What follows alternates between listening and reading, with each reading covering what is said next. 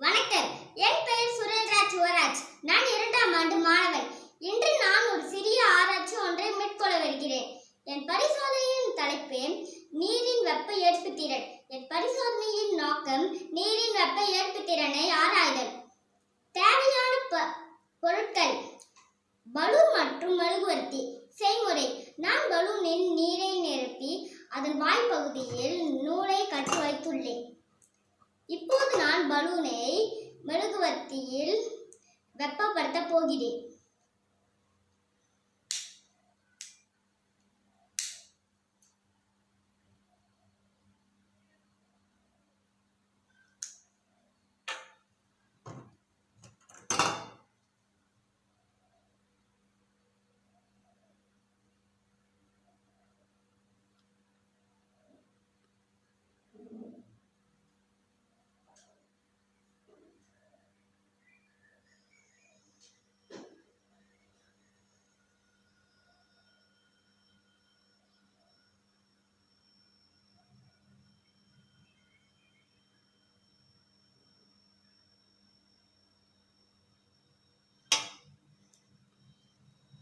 Balloon வெடிக்கவில்லை.